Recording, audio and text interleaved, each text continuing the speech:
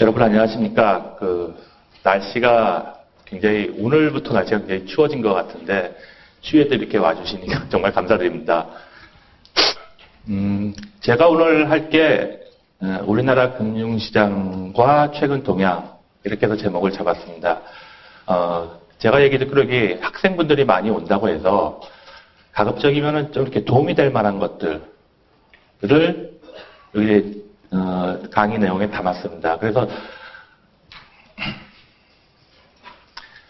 그 강의 내용을 크게 이제 세 가지로 저희가 구분을 해놨는데, 첫 번째가 우리나라 금융시장이라는 그 시장 하나의 구조라면 구조를 할 수가 있는데요. 이런 그 시장이 어떤 게 있는지 그거에 대해서 먼저 설명을 드리겠습니다. 그리고 이제 최근 시장의 동향, 그거는 주로 이제 금리나 주가, 대출 쪽도 좀 얘기가 있고요. 그리고 이제 마지막으로 최근에 이제 주요 시장에서 이제 이슈가 되는 것들이 뭐가 있는지, 아주 민감한 것들은 담지를 못했습니다만은, 여러분들이 좀 알아두시면은 도움이 될 만한 것들, 어떤 제도적 변화라든가, 그런 것들을 중심으로 해서 담았습니다.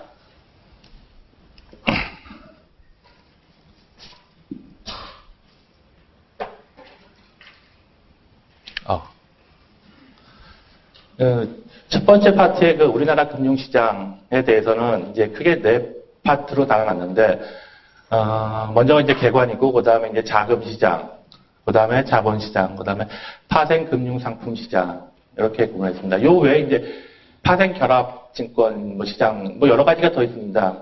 근데 그런 것들은 이제 너무 테크니컬하고 하기 때문에 뺐고요. 가장 큰 관심이 되는 것들이니까 들어두시면 굉장히 도움이 되시지 않을까 합니다.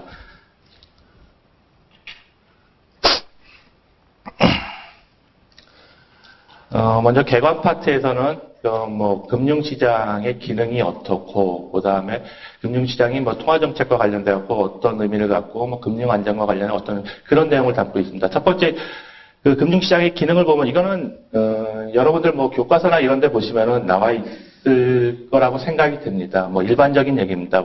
금융시장이 먼저 이제 자원 배분의 기능을 한다는 거. 이거는 저생산성 부문이라고 하면 이제 가계겠죠. 가계에서 저축을 하면은 은행들이 그거를 갖다가 기업에 대출을 해주고, 그 기업 부분이 고생산성 부문이라고 하면은 가계에서 기업으로 이제 자금이 이전되는 그런 기능을 하게 되고요. 두 번째는 이제 위험 분산 기능. 은행이나 다른 증권사도 마찬가지지만은 갖다가 어느 특정 상품에 몰빵하는 식은 안 하죠. 위험을 적절히 분산을 해가지고 투자를 한다거나 그러고 있습니다. 그 다음에 유동성을 제공한다는 거는 예를 들어서 이제 부동산 같은 황금성이 낮은 그런 것들도 금융시장을 통해서 황금성이 높아지는 그런 상품을 전환된다거나 그런 기능을 하고 있습니다. 그 다음에 이제 금융거래 관련 정보 수집 비용, 그 다음에 이제 시장 규율, 이런 게 있는데 이런 것들은 이제 보시면은 금융시장의 가격에 모든 정보들이 그 가격에 다 반영이 되기 때문에 나타나는 기능입니다. 두 번째, 이제 금융시장을 구분해보면은, 크게 이제 간접금융시장하고 직접금융시장, 이렇게 이제 구분을 해 볼 수가 있을 것 같습니다. 포괄적으로 외환시장을 금융시장으로 볼지 안 볼지 그거는 모르겠습니다만은, 여기서 이제 국내 금융시장만을 놓고 봤을 때 그렇습니다. 먼저 간접금융시장이라고 하면 잘 아시다시피 은행을 통해서 자금이 가계에서 기업으로 이전된다거나 이런 시장을 얘기하는 거고, 직접금융시장이라면 이제 자금 수요자와 공급자가 직접적으로 만나는 건데, 물론 이제 중개를 하는 증권사라든가 그런 데가 있긴 있습니다. 있긴 있는데, 간접금융시장하고 직접금융시장하고 큰 차이는 뭐냐? 간접금융시장은 금융기관이 자금 수요자하고 공급자하고를 중개해 줄 때 자기가 거래 주체가 됩니다. 자금 수요자하고도 거래를 하고 자금 공급자하고도 거래를 하고. 근데 직접금융시장 같은 경우에는 중개만을 하지 거래 주체가 되진 않습니다. 그러니까 거래는 자금 수요자와 자금 공급자가 직접 거래를 하는 겁니다. 그 거래를 증권사나 이런 금융기관들은 단순히 중개만 하는 거고, 간접금융시장에서는 은행이 자금 수요자와 거래를 해서 자금을 끌어들이고 자금 공급자와 죄송합니다. 자금 공급자와 거래를 해서 자금을 끌어들이고 자금 수요자와 거래를 해서 자금을 뭐 대출을 한다거나 제공을 하는 거고요. 예, 그런 큰 차이가 있습니다.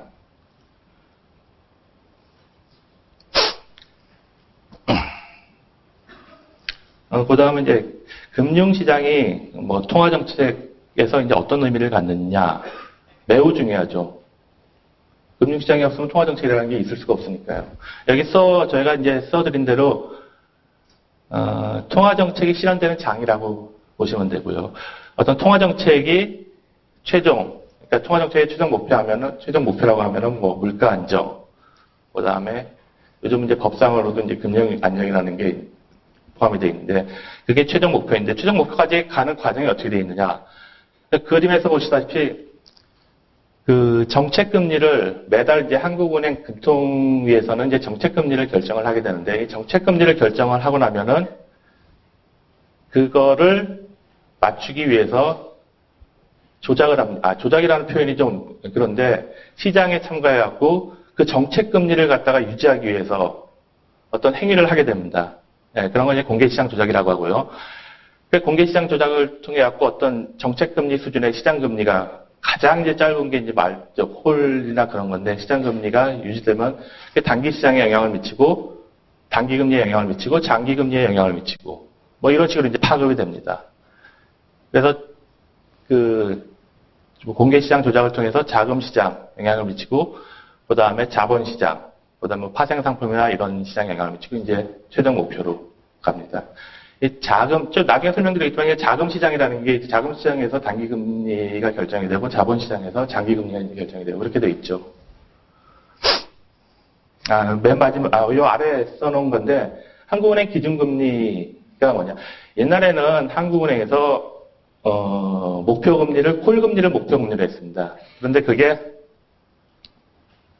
제가 정확하게 몇 년 전인지 기억이 안 나는데 그걸 바꿨습니다. 한국은행에서 기준금리를 결정한다 그러면은 콜금리, 목표금리를 결정하는 게 아니고 여기 밑에 써 있는 대로 7일물, RP 매매. 그러니까 7일물 환매 조건부 증권 매매에 적용되는 금리, 그 금리를 결정을 한다는 겁니다. 그게 물론 콜금리하고 크게 다르진 않습니다. 왜냐, 콜금리가 보통 이제 1일물이니까 1일하고 7일이니까 뭐 차이가 별로 없기 때문에 거의 같다고 보시면 됩니다. 그런데 엄밀한 의미에서는 그 콜 목표금리가 아니고 이 7일물이라는 거를 뭐 알아두시면은 도움이 되시지 않을까 합니다. 또 중요한 게 이제 그 금융 안정하고 금융 시장하고. 근데 옛날에는 이제 금융 안정하면은 어떤 걸 의미했느냐? 금융기관이 건전하고 금융 시장이 그냥 잘 돌아가고 뭐 이런 거였습니다. 근데 요즘은 하나가 더 추가되는데 그 금융기관, 금융시장, 그다음에 금융하부구조. 그 하부구조라는 게 금융시장과 기관을 원활하게 하기 위해서 뭐 결제 시스템이라든가 그다음에 제도, 감독 뭐 이런 것들을 얘기합니다. 그런 하부구조의 안정을 통해서 금융 중개 기능이 원활히 작동되는 상태라고 요즘은 보고 있는 것 같습니다. 그러면 이제 금융시장의 금융 안정과 관련해서 이제 어떠한 기능을 수행하느냐 보면은 세 가지가 있는데 그 금융 경제 상황에 대한 정보를 신속히 제공한다고 되어 있죠. 금융시장이 사람이 이제 돈이 왔다 갔다 해요. 굉장히 정보가 빠르게 반영이 됩니다. 여기 금융시장만큼 정보가 빠르게 반영되는 데가 없죠. 뭐 비근한 예로 주식 같은 경우에는 뭐 정보가 이상한 정보까지 뭐 소문이 돌 정도로 뭐 빠르게 반영이 되고 있습니다.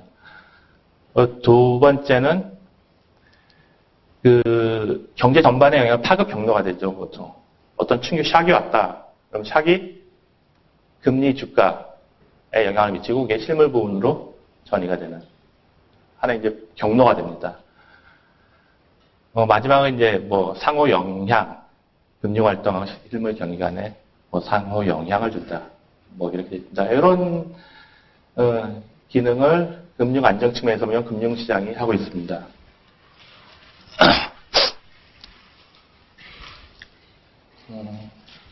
지금까지 이제 전반적인 개관을 받고, 이제부터는 이제 구체적인 시장입니다. 여러분들 이제 나중에, 참고로 여기 이제 학생분들이 많다고 제가 얘기를 들어가지고, 거기에 맞춰갖고 잠깐 말씀드리면, 나중에 이제 뭐 금융권이나 이런 직장에 가시면은, 이 자금 시장, 자본 시장, 좀 더 이제 테크니컬하게 들어가서 뭐, 파생 상품, 이런 걸 많이 다루게 될 겁니다.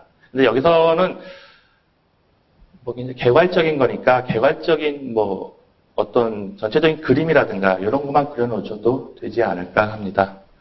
먼저 자금시장을 보시면 자금시장은 크게 4개가 있습니다. 그 콜시장, RP시장, CD시장, 그 다음에 CP시장 이렇게 되어 있습니다. 대체로 만기를 보자면은 콜시장은 뭐 일일물 좀 긴 것도 있습니다만 RP시장이 일일물도 있지만 좀 길게는 뭐 3개월짜리까지 있고요.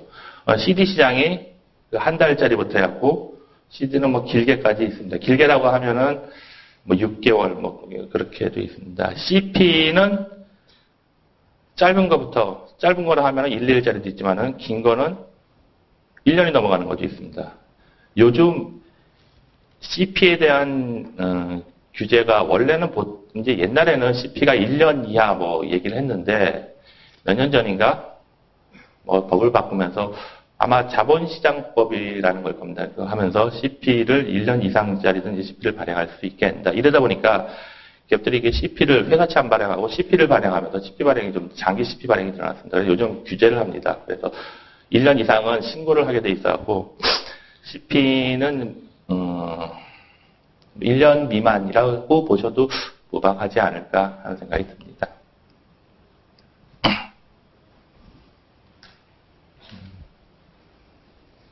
좀 더 자세히 보면은 일단 첫 번째 콜시장은 정의대로 단기 과부족 자금, 금융기관 간의 단기 과부족 자금을 거래하는 시장입니다. 이렇게 하루 거래를 하고 좀 남은 게 있으면은 콜시장에 돈을 내놓고 하루 거래하다가 좀 부족한 뭐 금융회사는 그 콜에서 자금을 당기고 뭐 이런 식으로 되어 있습니다. 주로 자금을 공급하는 데는 은행, 자산운용사 뭐 이런 데고요. 콜시장에 자금을 수요하는 데는 물론 은행도 수요하고 뭐 증권사 이렇게 수요를 합니다. 이거 맨 마지막에 설명을 드리겠지만 이 콜시장이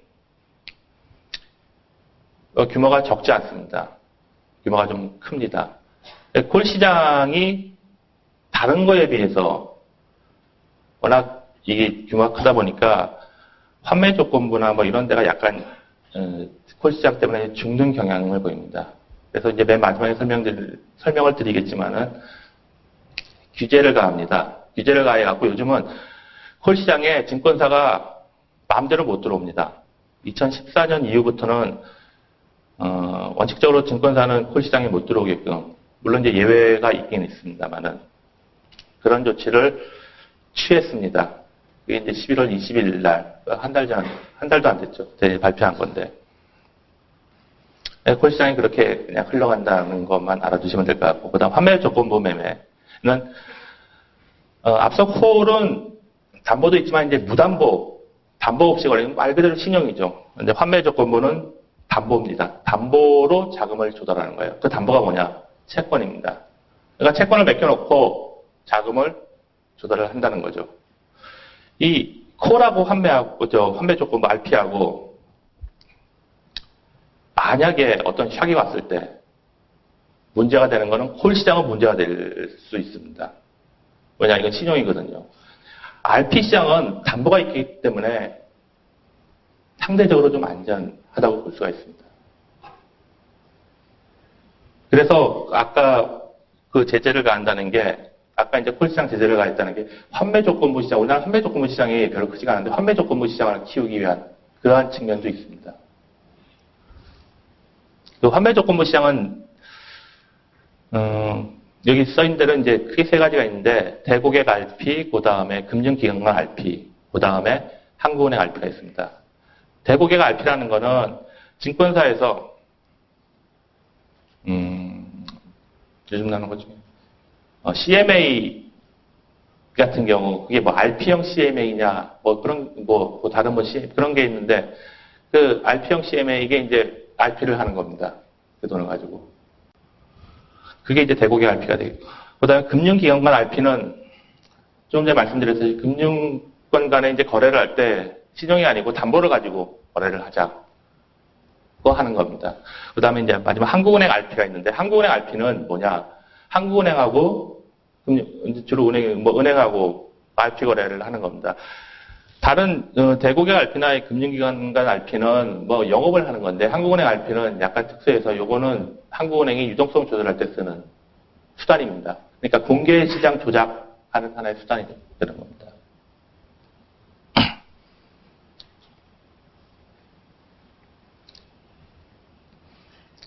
그리고 이제 양도성 예금 증서 이거는 이제 은행이 자금을 조달할 때 쓰는 건데 다 아실 겁니다.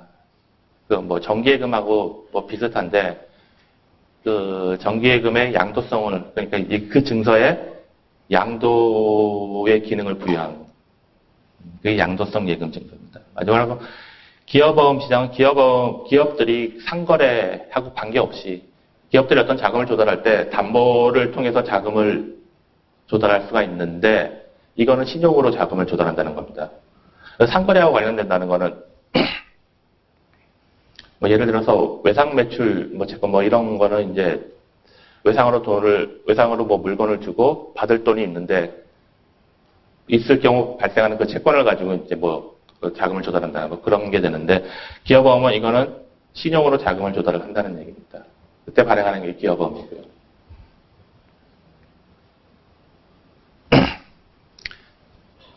이렇게 해갖고 이제 한 중요한 4개 단기 시장을 봤습니다. 단기 시장 또는 이제 자금 시장 이렇게 얘기하는데 그 다음은 자본 시장입니다.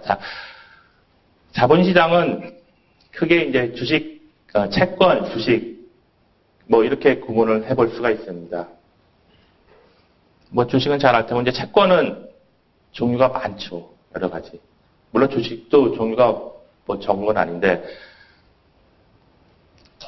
일단은 자금 시장하고 큰 차이는 장기 자금이 거래됐다는 거죠. 만기 1년 이상의 자금 관련돼 갖고 증서를 발행하고 그 발행된 증서가 유통되는 그런 시장을 말합니다. 채권 종류는 여기 제가 적어드린 쭉 보시면 되는데 중요한 게 이제 발행 기관에 따른 분류. 요 얘기는 많이 국고채, 통한증권, 회사채 요 얘기 많이 들으실 겁니다. 나머지는 이렇게 보면은 그렇게 많이 안 들리는데 요거는 다 ABS 요거는 나중에 요거는 좀 중요합니다.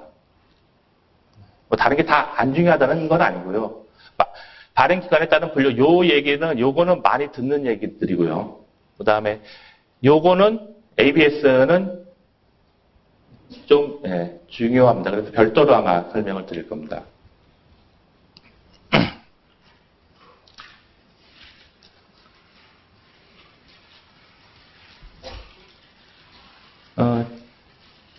채권 시장 보시면은 제일 중요한 게 이제 국고채입니다. 국고채 금리가 시장 금리를 대표합니다. 그래서 시장 금리가 얼마냐 이렇게 이제 물어보시면 우리나라는 보통 국고채 3년 금리를 가지고 얘기합니다. 국고채 같은 경우에는 만기가 3년, 5년, 10년, 20년 이렇게 되어 있습니다. 기재부나 이런 데서 이제 만기를 자꾸 장기화 하려고 합니다. 보통 지금 우리나라는 아마 5년짜리를 제일 많이 발행을 하는 걸로 알고 있습니다. 그런데 다른 나라는 보면은 시장금리가 국고채 10년짜리거든요. 우리랑 좀 차이가 나죠. 우리나라도 지금 만기를 좀 긴 만기를 많이 발행하려고 하고 있습니다. 국고채의 특징은 이표채라는 겁니다. 이표채가 다른 것도 많지만 할인채가 아니고 이표채. 이표채란 뭐냐? 쿠폰이 붙는 거를 얘기하는 겁니다. 그러니까 예를 들어서 100억을 발행한다. 그럼 100억 써있고 금리 몇 프로. 그래서 100억에 판매합니다. 그 다음에 6개월 단위로 금리를 지급하는 방식이 됩니다. 요거 반대되는 게 이제 할인채인데, 할인채는 액면금액 100억이면은 나중에 이자는 지급을 안 하죠. 100억을 팔면서 할인해가지고 팔고 이자는 지급을 하지 않는 겁니다. 만기 때 그냥 100억 갚아버리고요. 또 하나, 국고채 다음에 이제 많이 보시는 게 이제 회사채인데, 회사채가 일반적인 기업들이 자금을 조달할 때 쓰는, 발행하는 게 이제 회사채입니다. 회사채는 이제 대부분 입표채라고 합니다. 저도 뭐 정확한 거는 잘 모르겠습니다만은. 국고채는 중개하는 전문 딜러가 있어서 그 사람들이 하는데, 회사채는 크게 공모 발행하고 사모 발행 이렇게 구분이 됩니다. 공모 발행은 여러 사람 모아가지고 이거 발행하겠다 하는 거고, 사모 발행은 특정 한 사람, 두 사람 지정을 해가지고 그 사람하고 계약을 바로 넘기는 게 사모 발행이 됩니다. 그리고 국고채는 뭐 신용등급이라는 게 없죠. 그냥 하나. 회사채는 이제 기업이 다양하니까 신용등급이 있습니다. 등급이 이제 A부터 해서 D까지 있고요. 그게 A, 요즘은 뭐 B만 가도 이게 약간 뭐 문제 있는 게 아니냐, 뭐 이런 얘기를 하는데, 보통은 트리플 B까지는 그래도 정상적으로 많이 보는 것 같습니다. 뭐 C하고 D하고 있는데, 이런 건 아마 못 들어보셨을 겁니다. 이제 뭐 거의 망가지는 회사니까요. 그 다음에 유통은 이제 장외시장하고 장내시장이 있는데, 장내 시장이라고 하면은 주식 뭐 생각하시면 됩니다. 거래소에서 장외 시장은 뭐 간단하게 말씀드리면은, 여기서 제가 이제 사무실에서 전화 걸어갖고 사고 싶은 사람한테 전화 온다, 이런 물건이 있는데 이제 살래, 그쪽에 사겠다 그러면은 갖다 파는 거고, 뭐 이런 식으로 거래되는 게 이제 뭐 장외 시장이 되죠.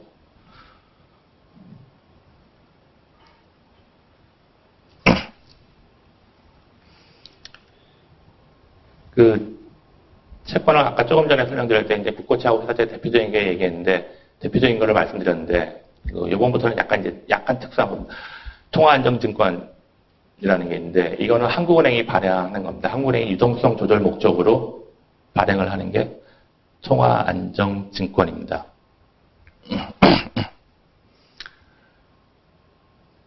여기 보시면은 뭐 통화증권은 할인채로도 발행되고 입표채로도 발행하고 만기도 많고 뭐 이렇습니다. 근데 중요한 거는 유동성 조절 목적으로 하는데, 아까 말씀드릴 때 한국은행 RP라는 게 또 있었습니다. 그것도 유동성 조절 목적으로 하는 거고요. 그러니까 일시적인 유동성 조절을 하기 위해서는 RP를 주로 활용하고, 어떤 기조적인 목적으로 유동성 조절할 때는 통화증권을 가지고 한다. 뭐 이렇게 보시면 될 겁니다.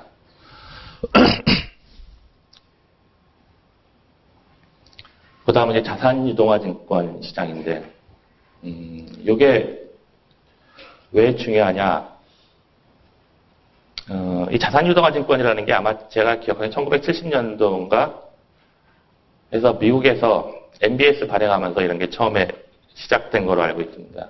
그래서 뭐 혁신적이죠. 네, 혁신적이고 굉장히 많이 뭐 발전했습니다. 발전했는데 2008년에 글로벌 금융위기 터진 게, 물론 이것 때문만은 아닙니다만은, 금융기법상 보면 이거에 기초한 상품이 아주 큰 역할을 했죠. 그러니까 여기서 이제 자산유동화증권이라는 게 이것만 있는 게 아니고, 이름이 CDO라는 게 있고, 그 다음에 여러 가지가 있습니다. 근데 요 개념에서 나온 그런 상품들이 글로벌 금융위기 때 아주 중요한 역할을 합니다. 그래서 이게 이제 중요하다고 제가 말씀을 드리는 겁니다. 이거는 기존의 채권하고 뭐가 다르냐? 기존의 채권은 어떻게 보면 신용입니다. 그냥 자기 신용 가지고 발행하는 건데, 이건 담보가 있습니다. 담보가 있는데 그 담보가 그 발행하는 기관, 회사 안에 있는 게 아니고 그 밖에 있는 겁니다. 그러니까 무슨 말씀이냐면은, 주택담보대출을 가지고 이제 발행하는 MBS라는 게 있는데, MBS라는 게 예를 들어 은행이 주택담보대출을 합니다. 그래서 대출채권이 생겨요. 그 생기면은 은행이 그 대출채권을 담보로 해가지고 채권을 발행한다. 이게 아닙니다. 이거를 갖다가 별도의 회사를 만들어 그 회사에 대출채권을 넘깁니다. 넘긴 다음에 그 별도의 회사가 그 대출채권을 가지고 그거를 담보로 해서 채권을 발행하는 겁니다. 그래서 자산 유동화 증권 이렇게 얘기를 합니다. 이 담보만 별도로 띄워가지고 이렇게 하기 때문에 얼핏 보기에는 저 기관이, 그러니까 예를 들어서 어떤 은행이 망하더라도 그 담보는 별도로 나와 있기 때문에 투자자 입장에서는 보다 안전하다고 생각할 수가 있습니다. 실제로 그럴 수도 있고요. 근데 이게 워낙 많이 이게 파생을 거치면서 이게 자산 한 번 하는 게 아니고, 그러니까 담보를 해가지고 발행한 ABS를 또 담보로 해서 발행하고 가지치기를 합니다. 가지치기를 하면서 이 레버리지가 굉장히 이제 높아지는 그런 역할을 합니다. 글로벌 금융위기 때 주요 미국의 주요 IB들이 레버리지가 굉장히 높아진 게 이런 기법을 응용을 한 겁니다.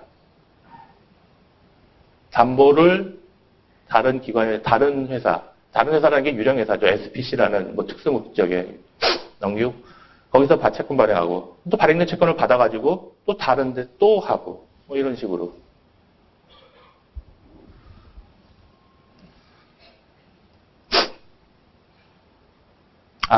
그리고 이 자산 유동화 채권이라는 게 이제 채권 얘기했는데 아까 저 단기 시장에서 나온 CP 갖고도 만듭니다.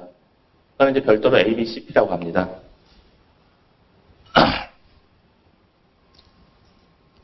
다음은 이제 주식시장인데, 주식시장은 여러분들 워낙 잘, 많이 보고 아실 겁니다.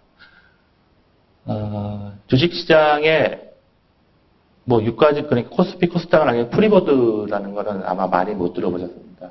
못 들어보셨을 텐데, 그 프리보드라는 시장이 별도로 있습니다. 이제 밑에 적어 놓은 것 같이, 2005년 7월에 개장된 겁니다. 실제 이런 이제 홈페이지를 가보시면 여기에 몇 개 기업이 상장돼 있고 그런 얘기가 있습니다. 그 다음에 원래 7월에 중소기업의 자금 이제 조달을 좀 원활히 하자.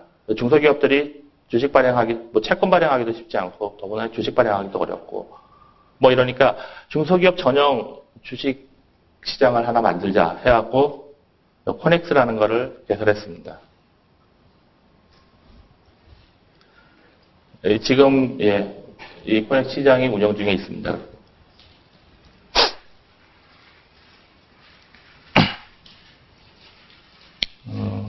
네 번째로는 이제 마지막에 파생상품 시장입니다. 파생상품이라는 것 어디에서 이제 파생돼 나왔다 이런 거죠.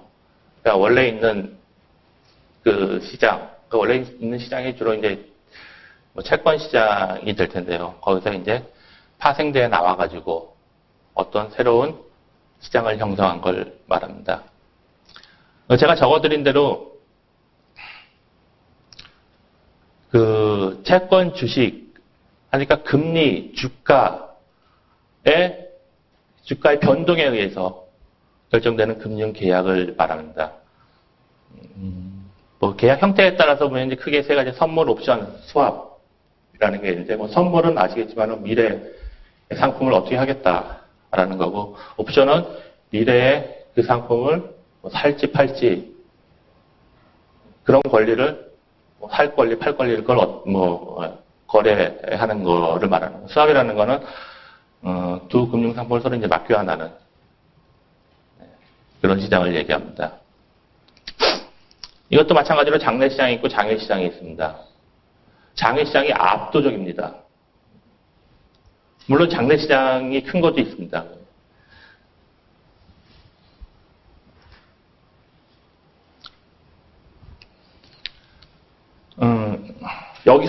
제가 이제 여기서 하나,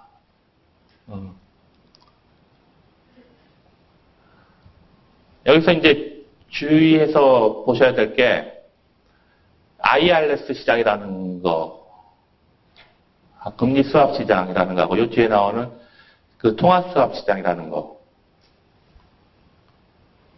요 두 개는 주의해서 보시면 될 겁니다. 먼저 이제 주식 관련 시장은 주가지수 선물 시장, 뭐 유명하죠. 이게 워낙 뭐 유명해서 뭐 말씀드린. 그 다음에 옵션 시장, 이거 다 장내에 있는 거고요. 그 금리 관련 시장은 금리 선물, 금리 선물이 국채 선물을 얘기하는 겁니다. 국채 선물이 있고, 그 다음에 금리 스왑, IRS라는 게 있고요. 요 IRS라는 게 뭐냐? 그 이자를 맞교환하는 건데, 주로 이제 변동금리하고 고정금리하고를 맞교환하는 겁니다. 내가 어떤 채무를 지고 있어요. 그래서 고정금리를 지급을 해야 되는데, 이제 거래 상대방은 변동금리를 지급할 의무가 있어요. 서로 이제 맞교환하면은 이득이겠다 싶어갖고 맞교환을 하는 겁니다. 요 밑에 요 예가 이득이 생기는 예가 되는데, 요 자세히 보시면, 그러니까 원래 자기의 채무에 해당되는 금리를 지급하는 것보다 맞교환해서 놓고 보니까 자기 부담이 좀 줄어든다는 거죠. 그래가지고 이 교환을 합니다. 이 시장이 적지 않습니다. 굉장히 크고 IRS 금리는 나름 중요합니다.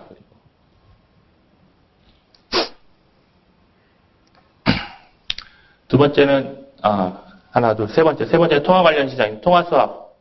이 CRS 시장은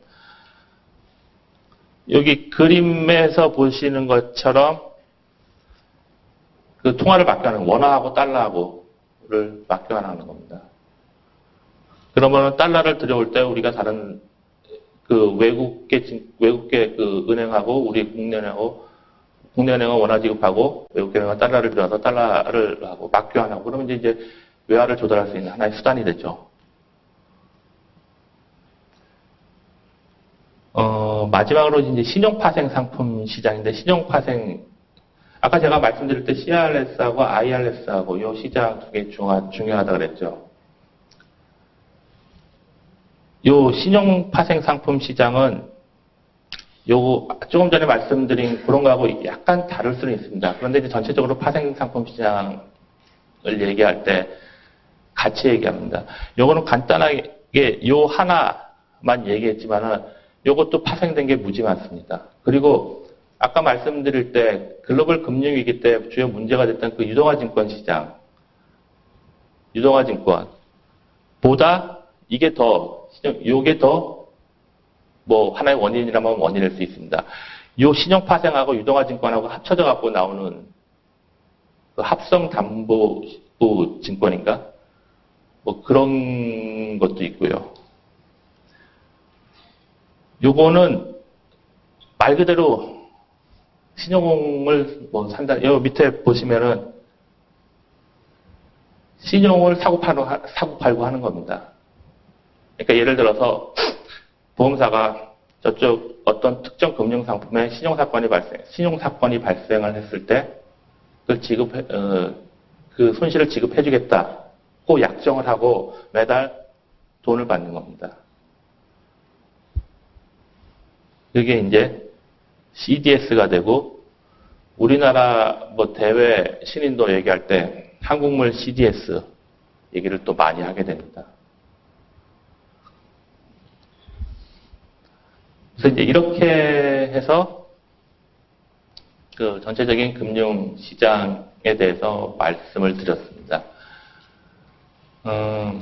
아까 모두에 말씀드린 것 같이 여기 제가 좀 더 이제 테크니컬하게 들어가면 여기에 아주 파생 결합 증권이라는 것도 있고요. 그 다음에 그 파생 상품은 이 외에도 지금 말씀드린 것 외에도 다양합니다. 그냥 금융공학 하시는 분들이 그냥 만들어내면 그게 또 하나의 상품이 될 수가 있어요. 예를 들어서 그 글로벌 금융위기 직전인지 직후인지 하나의 문제가 된 게 이제 키코라는 상품. 뭐 그런 거는 어떤 뭐 레인지 범위 안에 있으면, 환율이 레인지 범위 안에 있으면은 얼마를 지급하고 밖에 나가면은 뭐 어떻게 지급하겠다, 뭐 이런 거, 뭐 그런 거 만들어갖고 이름 붙이면은 그냥 하나의 상품이 될 수가 있어요. 그런 거 만들어갖고 이제 금융회사는 돈 법니다. 떼돈 벌죠. 지금까지 이제 말씀드린 시장 구조를 바꾸고 이제 최근에 이제 시장 동향에 대해서 말씀드리겠는데, 시장 구조를 얘기할 때 간접금융 시장에 대해서는 제가 별달리 말씀을 안 드렸습니다. 그거는 뭐 여러분들 많이 아실 것 같아가지고, 주로 이제 시장에 대해서 얘기할 때 직접 금융 시장에 대해서 많이 얘기하기 때문에 그렇게 했고요. 최근 동향은 그런데 그 간접 금융 시장, 그러니까 은행 대출이라든가 수신, 이런 것도 굉장히 중요합니다. 굉장히 중요하기 때문에 여기서는 이제 그런 말씀도 같이 드리도록 하겠습니다.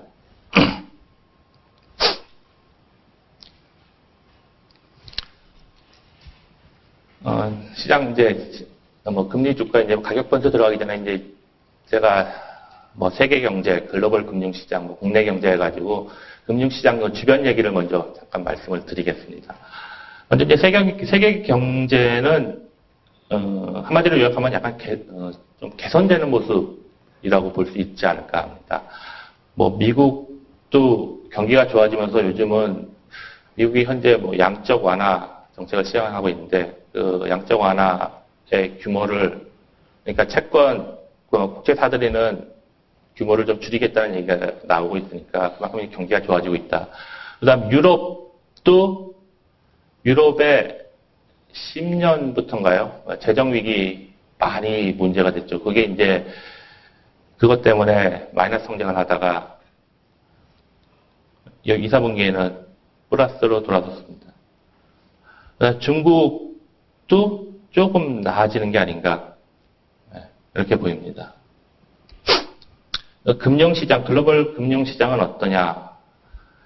안전자산 선호 현상이 완화됐다. 이렇게 표현하고 맞지 않을까 합니다.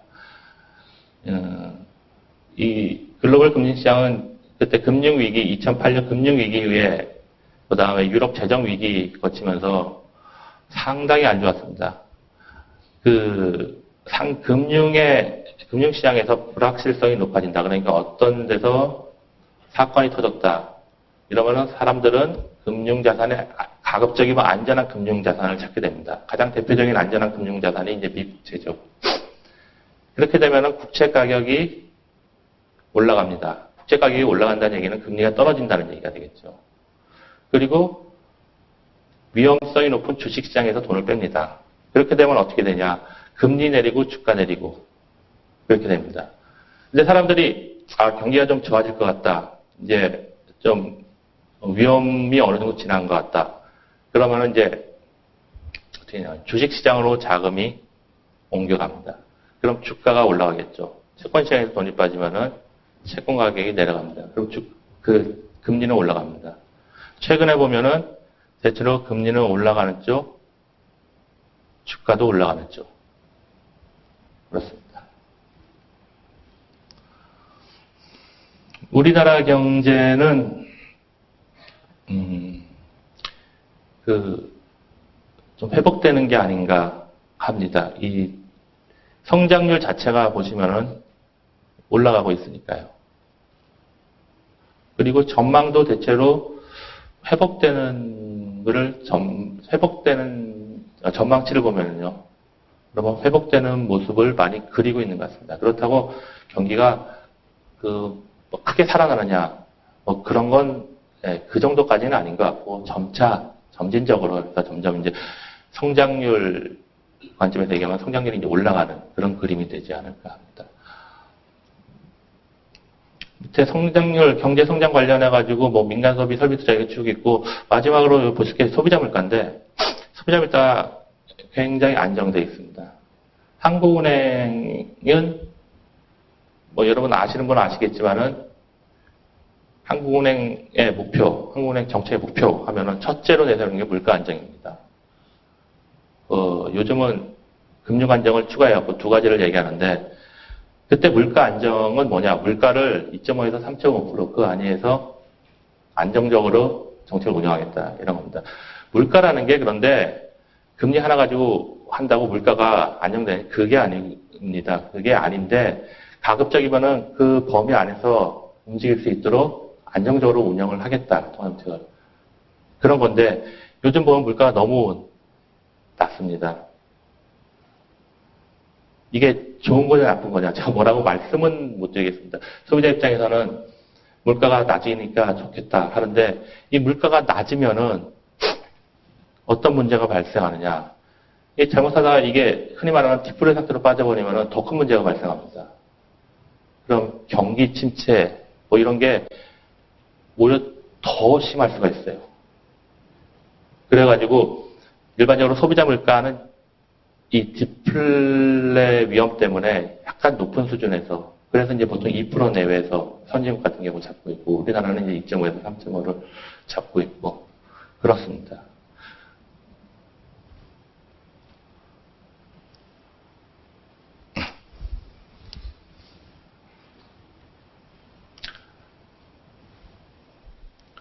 이제부터 이제 금리를 말씀을 드리겠습니다.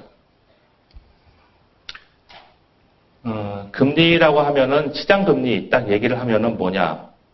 국고채 3년물 금리를 얘기합니다. 대표적인 시장 금리, 국고채 3년물. 그리고 단기 시장 금리를 물어보시면은 뭐 CD 금리, 그다음 통한증권 91일 뭐 이런 거를 얘기하고요. 금리를 보시면은 금리가 올해 5월 2일 사상 최저치를 기록했습니다. 원래 들어서 이제 금리가 이제 계속 쭉 여기 보시면은 금리가 이렇게 쭉 이렇게 내려오는데 왜 내려왔느냐? 경기가 안 좋으니까 한국은행에서 혹시 기준금리를 한 번 더 인하하지 않을까? 뭐 사람들이 이렇게 생각한 거예요. 그러면서 거기에 이제 베팅하다 보니까 금리가 이렇게 쭉 내려옵니다. 그러다 5월 2일 저점을 해갖고 조금씩 올라가는데 한국은행에서 5월 달에 기준금리를 한번 내렸습니다. 한번 내리고 나서 추가적인 기준금리 인하는 좀 힘들지 않을까. 사람들이 이렇게 생각을 하기 시작한 겁니다. 그러면서 이제 금리가 좀 올라갑니다. 그리고 이제 쭉 올라가게 되는데 이거는 뭐냐. 미국이 좀 이따 설명드릴 양적 완화의 규모를 이제 축소할지 모른다. 사람들이 이렇게 얘기를, 예상을 하는 겁니다. 그건 물론 미국 중앙은행에서 뭐 여러 가지 얘기를 했기 때문에 그런데, 그러면서 이제 쭉 올라갑니다. 그리고 나서 왔다 갔다 하는데, 이 왔다 갔다 하는 거는 뭐 때문에 왔다 갔다 하느냐. 미 연준에서 이런 얘기도 하고 저런 얘기도 하고, 그 다음에 미 경제 지표가 잘 나올 때도 있고 안 나올 때도 있고. 그러니까 거기에 따라서 사람들이 미국 중앙은행이 미 연준이 양적 완화를 계속 할 것이다 라고 예상을 하게 되면은 금리가 떨어지고, 그게 아니고 아니야 미국 경제가 너무 좋아졌어 조만간 양적 완화를 할 거야 이렇게 예상을 하면은 금리가 올라가고, 그래서 왔다 갔다 합니다. 최근에는 뭐 양적 완화를 이제 조만간 양적 완화 축소를 조만간 할 것이다 라는 기대가 이제 커지면서 이제 다시 최근에는 올라가기 시작합니다. 그 다음에 신용 스프레드. 아까 채권 말씀드릴 때 국고채하고 회사채 두 개 대표적인 걸 말씀을 드렸습니다. 신용 스프레드는 뭐냐? 이 회사채 얘기인데 국고채하고 회사채의 차이를 얘기합니다. 국고채는 흔히 채권시장에서 무위험 자산이라고 얘기하기 때문에 리스크가 금리에 반영이 안 됩니다. 회사채는 신용등급도 있지만 어느 정도 그 리스크가 있기 때문에 그 리스크 분을 금리에 반영시켜갖고 반영돼가지고 금리가 결정이 됩니다. 그렇기 때문에 당연히 회사채는 국고채보다 금리가 높습니다. 그래서 그 차이를 신용 스프레드라고 하는데 그게 이제 어떻게 흘러가느냐. 이것도 나름 중요합니다. 신용 스프레드가 어떻게 되느냐. 신용 스프레드가 높아진다는 건 회사채 금리가 올라간다는 얘기고, 그 얘기는 뭐냐면은 기업들의 자금 조달이 힘들어질 수 있다는 그런 얘기가 될 수가 있기 때문에 그렇습니다. 최근 신용 스프레드가 좀 올라갔는데 이거 왜 올라갔느냐. 작년 9월인가 해서 흔히 말하는 중견 대기업인데 웅진이 부도가 났습니다. 그러면서 이제 중견 대기업 중에 뭐 어디 위험한 데 더 없느냐 했는데 몇 군데 있었거든요. 그게 올해 5월 들어서 STX라는 데가 또 망가졌고 5월인가? 4월인가? 그 다음에 이제 9월인가? 거기에 동양도 망가지고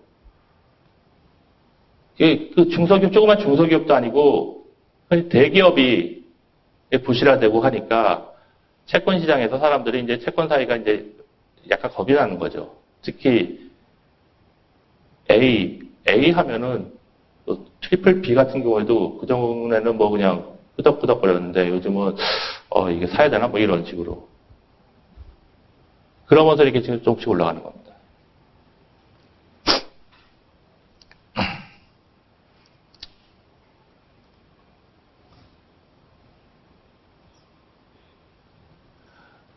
그 다음에 이제 아까 금리는 시장금리를 말씀드렸는데 시장금리 대표적인 이제 장기금리, 그 다음에 이제 단기금리. 단기금리는 대체로 기준금리하고 같이 움직인다고 보시면 됩니다. 그 단기금리가 옛날에는 CD금리가 단기금리를 대표했는데 이 CD금리가 워낙 부실해가지고 그러니까 CD라는 것 자체가 거래가 잘 안 되고 하니까 이 금리 형성을 사람들이 믿지 못하는 거예요. 그래서 그 요즘은 CD금리도 보고 통한증권, 뭐 은행채 이런 금리 여러 가지를 보게 됩니다. 물론 아직까지 CD금리는 중요합니다. 아주 중요합니다. 왜냐 IRS 아까 말씀드린 IRS가 이제 변동금리하고 고정금리하고 바꾸는 건데 그때 변동금리의 대표로 CD금리를 쓰고 있기 때문입니다. 네. 그런데 흐름 자체는 요 그림을 좀 자세히 보시면은 아시겠지만은 CD금리 거의 변동 없이 그냥 기준금리 떨어지면 떨어지고 올라가면 올라가고 합니다. 통한증권 은행채 요거는 단기시장 수급을 좀 반영을 합니다. 그렇다고 기준금리에서 완전히 떨어져 나가는 건 아니고 그 장기채권 같이 기준금리 언저리에서 왔다 갔다 하는데 시장의 수급이 그러니까 수요가 좀 많다 하면은 떨어지고 수요가 좀 적다 하면 올라가고 뭐 이런 식으로 움직임이 좀 있습니다. 마지막으로 금리 중에 이제 여수신 금리 이게 이제 은행 수신, 뭐 은행 대출 이런 금리인데 대출금리, 은행 대출금리는 시장금리는 조금 전에 보셔서 다시 한번 보시면은 시장금리는 보시면은 이렇게 떨어졌다가 이렇게 올라오는 그러니까 뭐 7월 이후 이렇게 좀 올라오는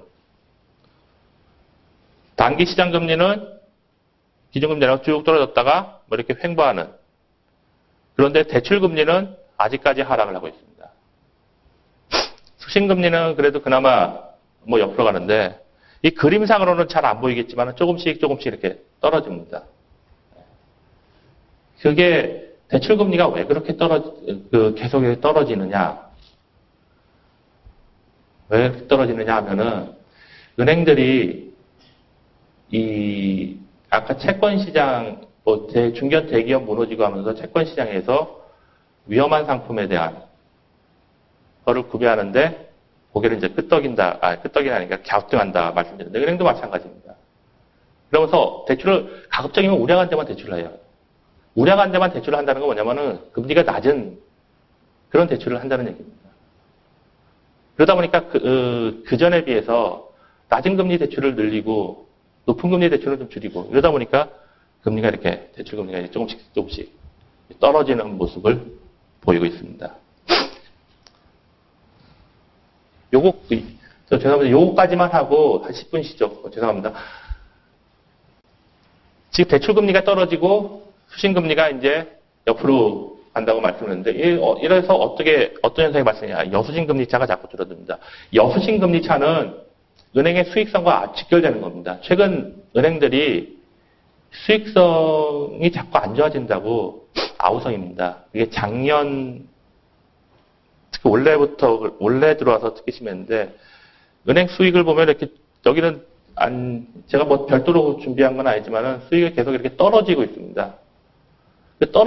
수익이 떨어지고 있는 이유는 금리가 떨어지면 은행 수익성은 안 좋아질 수밖에 없습니다.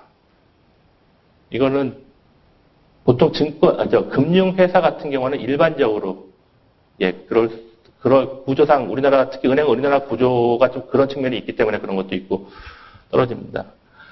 그렇기 때문에 금리가 지금까지 계속 떨어져 왔기 때문에 수익성은 계속 안 좋아졌는데 은행들은 대출금리를 올려가지고 시장금리가 좀 올라갈 때 대출 올려가지고 이렇게 수익성을 보존하진 않고 대출금리는 계속 떨어뜨리고 있습니다.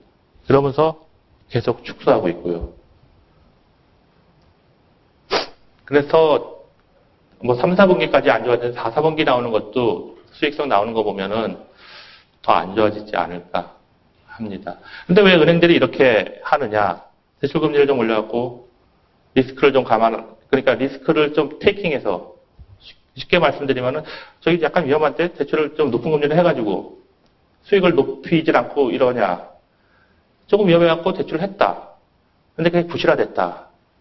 그럼 은행들은 대손충당금이라는 걸 써야 돼요. 그 부실화된 채권에 대해서 자기들을 갖다가 메꿔야 돼요. 그럼 손실이 더 날 수가 있거든요. 불안하잖아요. 그러니까 아직까지는 이런 형태를 보이고 있습니다. 이 금리 넘어가기 전에 잠깐만 이제 설명을 드리려고 하는데요. 이 시장금리하고 은행이나 이 금융기관의 여수신 금리하고는 약간 다를 수가 있습니다. 시장금리는 아까 말씀드린 대로 6월부터 약간 이렇게 대체로 올라가는 모습인데 여수신 금리를 보시면은 안 올라가죠, 별로. 네. 단기 금리는 횡보를 하고. 그런데 우리나라 대출 시장이 어떻게 되어 있느냐? 이제 은행 기준으로 말씀을 드리면은 주택담보대출은 약간 다르지만은 뭐 기업대출이나 은행들이 결국은 대출을 해서 대출금리를 받아가지고 장사를 하는 거 아닙니까? 기업대출은 어떤 식으로 변동금리를 많이 합니다. 무슨 말씀이냐면은 예를 들어 3개월짜리, 6개월짜리 금리를 이렇게 변동을 시켜요. 그러니까 뭐 한 6년, 아니 그러니까 5년, 3년, 5년 이런 대출을 하더라도 만기가 이렇게 변동을 시키기 때문에 어떤 금리를 기준으로 하냐? 시장금리를 기준으로 할 때 단기 시장금리를 기준으로 합니다. 그러면 그건 무슨 얘기가 되냐면 대출금리는 장기금리가 올라가더라도 단기금리가 안 올라가면은 대출금리가 이렇게 안 올라갈 수가 있다는 얘기가 돼요. 그리고 대출금리는 단기 시장금리는 아까 말씀드린 대로 이게 한국은행 기준금리에서 크게 벗어나기는 어려워요. 물론 올라가긴 올라갑니다. 장기금리가 올라가면서 올라갈 수는 있어요. 그렇기 때문에 뭐 앞으로 경기가 좋아져가지고 뭐 외부 샥이 샥이라고 하는 표현은 좀 그렇습니다만은 뭐 해외 특히 미국 중앙은행이 정책을 바꿔갖고 이 장기 시장 금리가 더 이렇게 올라간다 하더라도 이 단기 시장 금리가 크게 안 올라가면은 대출 금리가 그렇게 올라가지 않을 가능성이 있어요. 물론 이제 주택담보대출 같이 장기 고정금리로 대출을 하는 경우, 그런 경우에는 이 장기 시장금리가 올라가기 때문에 같이 올라갑니다. 근데 보통의 사람들은, 저도 마찬가지입니다만은, 같은 이 대출을 받을 때, 이 장기금리는 굉장히 높게 있고, 단기금리는 낮게 있어요. 그러면은, 이 변동금리, 그러니까 단기금리에 기준해갖고 대출금리가 책정된 변동금리 대출을 받으려고 합니다. 그래서 대출금리가 장기금리가 쫙 올라간 대출금리가 그렇게 쉽게 올라가지는 않는 것 같아요. 대출금리가 안 올라가면은 무슨 얘기냐면 은행들은 또 장기금리는 쭉 올라가는데 대출금리가 안 올라가기 때문에 벌어들이는 수입이 많지가 않아요. 그러면 수신금리도 같이 올리기가 쉽지가 않아요. 그러니까 은행들은 대출하고 수신하고 여수신 금리 차 요만큼을 따먹는데 이게 안 올라가니까 이것도 올리기가 쉽지가 않은 거예요. 이게 안 올라가는데 이거 올리면은 그만큼 수익이 줄어든다는 얘기가 되니까요. 그 여수신 금리라는 거, 이 간접금융시장에서 결정되는 여수신 금리라는 거하고 이 직접 금융시장의 이 금리는 약간 다를 수가 있습니다. 그렇다고 완전히 다른 건 아니고요. 그 구조가 그렇다라는 걸 말씀드리는 겁니다.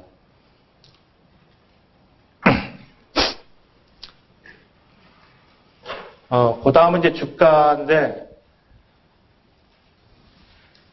아까 말씀드린 또 주가는 잘 아실 겁니다. 우리나라 주가 보면은 6월 25일 날 연중 최저치까지 떨어졌어요. 그리고는 이제 쭉 올라가죠. 그리고 요즘 와서는 뭐 2000 언저리에서 왔다 갔다 하는 것 같습니다. 요즘은. 이때 이렇게 우리나라, 뭐 다른 나라도 마찬가지로 뭐 그런 데도 있고 안 그런 데도 있고 한데, 그때 올라가면서 주로 이제 부각됐던 게 우리나라 경제 여건, 경제 상황이 다른 뭐, 얼마 전에 뭐 신흥국 금융부란 얘기가 나왔는데, 거기에 비하면 훨씬 좋다라는 게 많이 부각이 됐습니다. 실제로 우리나라 제조업이나 이런 데는 굉장히 경쟁력이 있기 때문에 이 해외에서 우리나라 경제 여건에 대해서는 긍정적으로 보는 경우가 많은 것 같습니다. 이 옆에 지금 말씀드린 거하고 같이 이제 말씀드린 그림을 그렸는데, 미국의 뭐 양적 완화를 어떻게 하느니 마느니 이런 얘기 나오면서 그 전에 이제 미국이 양적 완화 돈을 많이 이제 풀었는데 그 푼 돈이 신흥국 쪽으로 많이 갔습니다. 근데 뭐 양적 완화를 뭐 축소하다 이런 얘기 나오면서 갑자기 이제 신흥국에서 돈을 빼는 거예요. 뭐 우리나라에도 물론 이제 채권 시장에서 채권 자금이 또 빠지긴, 그러면서 신흥국 시장이 굉장히 불안해졌는데, 우리나라는 그래도 그 와중에 굉장히 선방을 하고 있습니다. 여기 위치하고 있는데,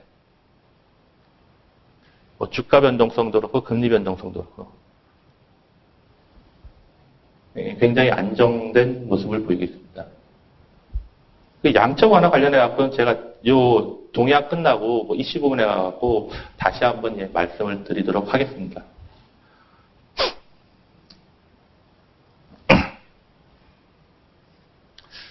조금 전까지 한 게 이제 가격 변수고, 이제 어떻게 보면 이제 물량 변수 같은 건데, 이제 간접 금융 시장에서 가계대출.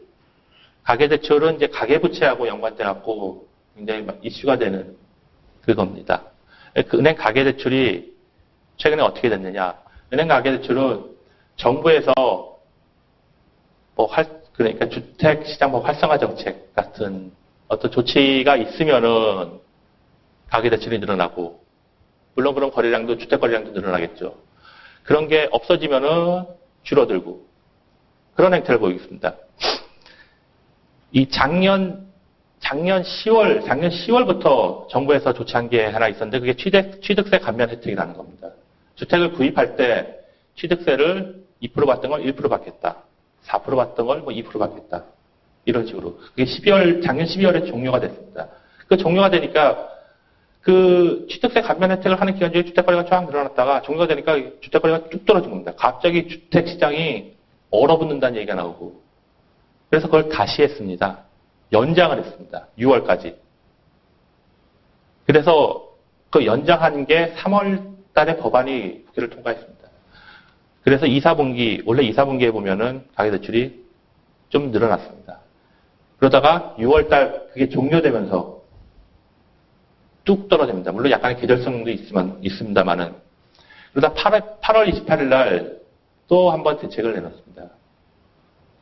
그러면서 그게 3, 4분기, 효과를 보이면 3, 4분기에 또 늘어납니다.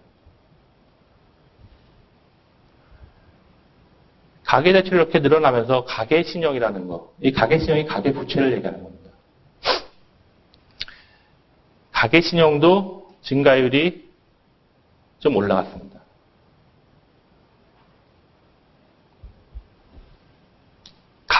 제가 여기서 참고로 가계신용이라고 하면 이제 한국은행에서 만드는 건데, 편지하는 건데, 여기에는 은행 대출, 은행 가계대출, 비은행 가계대출, 거기다가 여러 그 공적기관 가계대출까지 다 포함합니다. 다 포함해갖고 만든 통계고, 여기서 은행 가계대출은 이 가계신용 중에서 은행 부분의 가계대출만 따로 떼는 겁니다.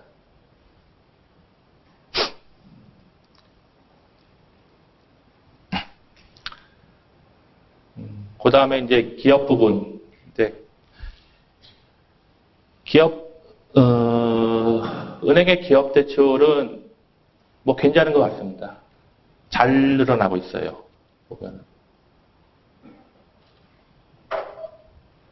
특히 이제 중소기업 대출.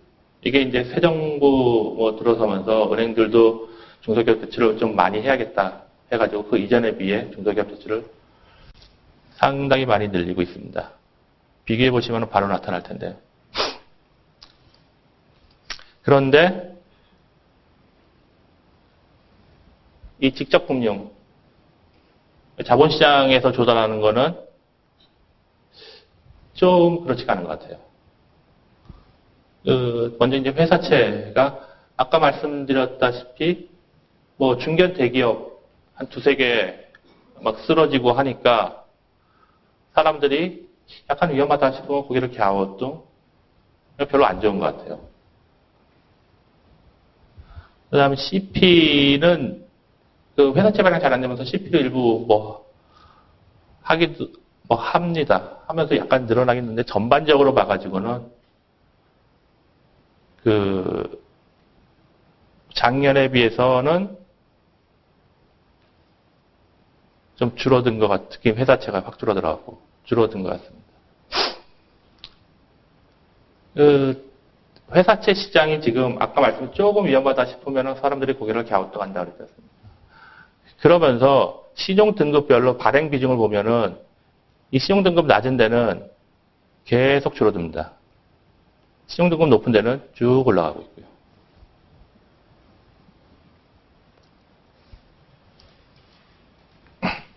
이거는 이제 금융기관 수신인데, 금융기관 수신이 뭐냐? 시중에 있는 자금들, 그거는 가계가 갖고 있는 자금, 기업이 갖고 있는 자금, 여유자금이 될 수도 있고, 금융기관 여유자금도 될 수가 있습니다. 그런 자금들이 어디로 가느냐 하는 건데, 그런 자금들이 지난해, 지난해 상반기까지는 주로 이제 비은행 쪽으로 많이 갔던 것 같습니다. 그런데 아닌가? 지난해 이제 하반기부터 금리가 워낙 낮아지니까 지난해 하반기부터 이제 한국은행 기준금리 인하하고 몰래 상반기 비은행 쪽, 은행 쪽 금리가 워낙 낮으니까 비은행 쪽으로 갔던 것 같습니다. 그런데 그게 이제 8월 이후에 은행 수신으로 그러니까 그런 자금들이 은행 쪽으로 유입되고 있습니다.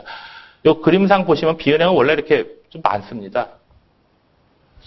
은행은 이제 확 나타나죠. 쫙 올라가는 게. 떨어지고. 그런 게 은행들이 대출을 하려고 하니까 돈이 필요하고, 그래가지고 자금을 일단 끌어들이는 정기예금이나 이런 걸 적극적으로 받아들이려고 하는 그런 게 있었고, 그 다음에 채권을 은행들이 발행하는 걸 은행채라고 하는데, 은행채 발행을 좀 한 게 있었고요. 비은행 같은 경우, 비은행은 원래 들어서 그 건전성 규제를 감독 당국이 한 거죠. 건전성 규제를 좀 강화했고, 그 다음에 직접 시장이 이제 금리가 올라가고 하면은 채권 가격이 떨어진다는 얘기가 되니까 채권 투자하기 좀 그렇고, 그렇다고 주식 관련이 주식이 올라가는 게 오르락 내리락 하고 아직도 불안해. 그쪽에 자금이 안 들어가고 하다 보니까 비은행 쪽 수신이 많이 안 늘고 있는 것 같습니다. 여기 후순위채는 뭔지 이 후순위채라는 게, 후순위채를 왜 발행하느냐. 이 후순위채는 은행들이 자기 자본의 보완 자본으로 인정되는 겁니다. 네, 후순위채를 발행하고 자본을 늘리기 위해서 하는 건데, 원래 12월, 며칠 전이죠.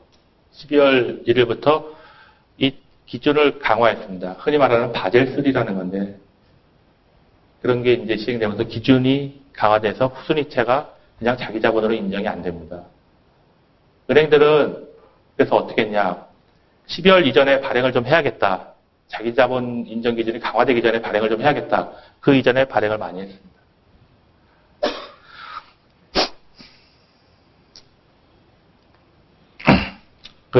이건 이제 동양의 마지막 통화입니다. 통화라는 게 이제 자금을 이제 전체적으로 해서 이제 한눈에 볼 수 있게끔 이렇게 하는 건데, 대표적인 게 이제 M2 증가율이죠. M2 증가율은 금년 8월 이후에, 그러니까 2월달 이후에 이렇게 쭉 떨어지다가, 여기 있나?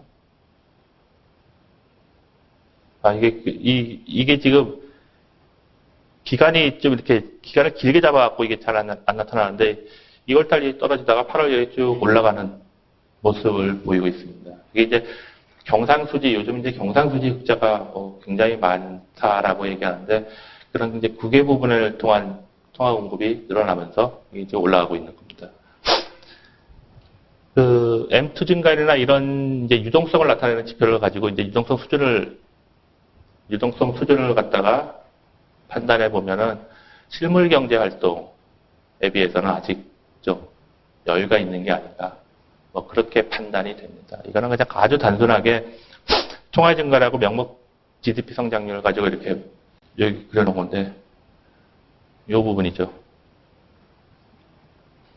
통화 방정식을 가지고 이렇게 보는 건데, 이 부분을 가지고 아주 간단하게 이렇게 보셔도 될 것 같습니다.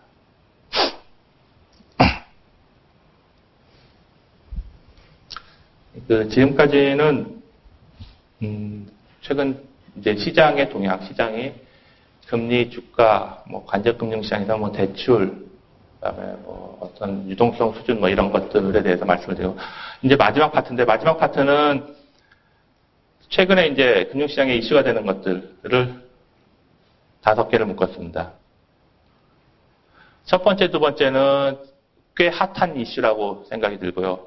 가계부채 현황은 이거는 좀 올드한 거라고 생각이 듭니다만은 여전히 중요하기 때문에 제가 포함을 시켰고, 마지막 4번, 5번은 이 어떤 제도적인 변화기 때문에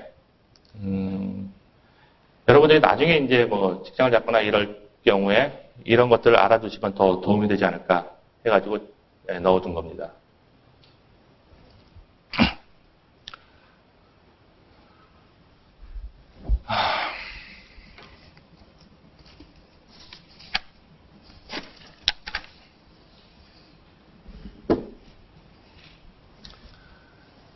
미 연준의 양적 완화가 줄여갖고 QE라고 하죠. 그 양적 완화를 축소한다는 겁니다. 테이퍼링. 이렇게 두껍게 되는 걸 이렇게 가늘게 간다는 그런 의미 같은데, 먼저 표를 보시면은 미 연준의 양적 완화 정책의 주요 내용 해가지고 표로 설명해 놓은 게 있습니다. 양적 완화 첫 번째, 두 번째, 세 번째 확대 했는데, 이 양적 완화라는 게 결국 뭐냐? 중앙은행이 채권을 매입해 갖고 돈을 풀겠다는 얘기입니다. 그 채권이 그러니까 매입 대상 채권이 뭐냐? 국채하고 MBS입니다.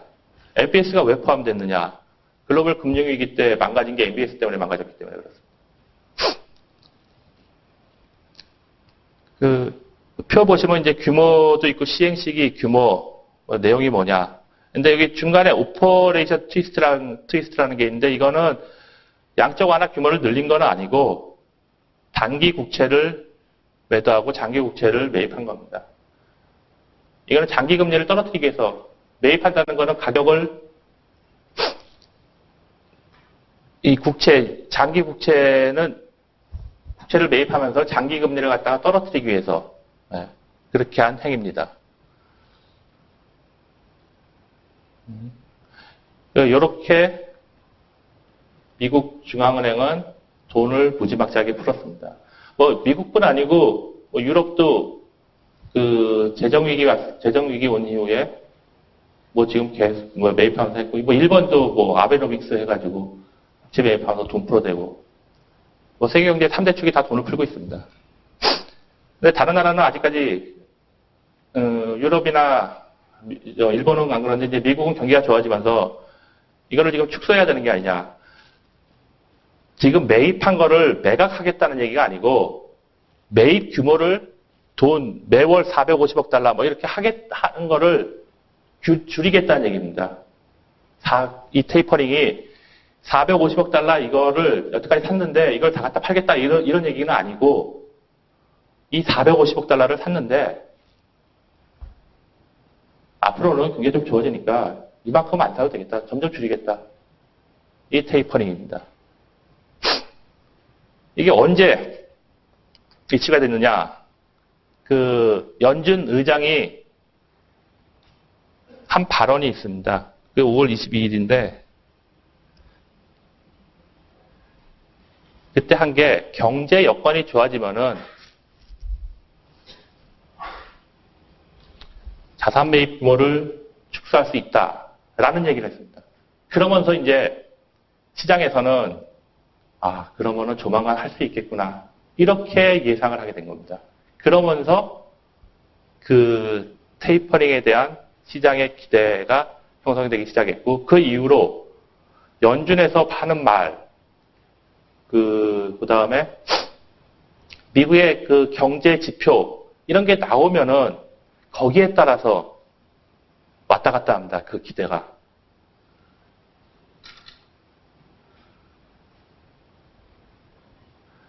이제 이런 이런 얘기가 나오면서 기대가 형성되고 그러면서 시장에서는 어떤 일이 발생했느냐. 자금이 채권에서 주식으로 신흥국에서 선진국으로 이렇게 뭐 이동을 하는 모습이 포착되기 시작했습니다. 요 아까 주식 잠깐 말씀드렸는데 이 신흥국에서 선진국으로 이렇게 그 전에 신흥국으로 돈이 많다 보니까 신흥국으로 돈을 갖다가 투자를 해놨는데 이 돈이 빠져나가면서 신흥국 시장이 갑자기 그냥 출렁거리기 시작한 겁니다. 그래서 뭐 그 금융 불안이 어쩌고 뭐 얘기가 쭉 나왔죠. 지금은 약간 가라앉은 것 같은데.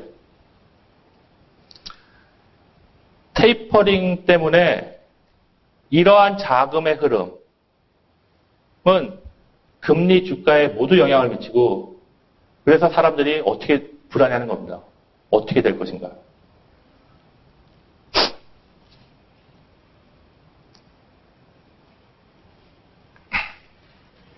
그러니까 5월달 시작으로 해갖고 기대가 형성되기 시작했습니다. 9월달에 미 연준이 또 회의를 합니다. 이때 사람들은 그러니까 양적 완화 규모를 축소할 거라는 어떤 메시지를 할지도 모른다라고 기대를 많이 했습니다. 그런데 시장 예상하고 달리 미 연준은 계속하겠다. 양적 완화를 계속하겠다. 그러니까 채권 매입 계속하겠다. 라고 결정을 했습니다. 또 한 가지, 이 미 재정 협상이 10월 달에 이게 타결이 됐는데 이때까지 9월 달에 아직 타결이 안 되고 있었어요. 그러면서 양적 완화를 축소하는 거는 아직 아닌 것 같다. 사람들이 생각을 하게 된 겁니다. 그런데 한두 달 지났습니다. 11월 미국 경제지표들 나온 거 보니까 좋아요. 나빠지지 않았어요. 다시 부각되기 시작했어요. 그 블룸버그에서 이제 서베이 한 건데 내년 3월에 시행하겠다. 저기 이제 축소죠. 시행하겠다.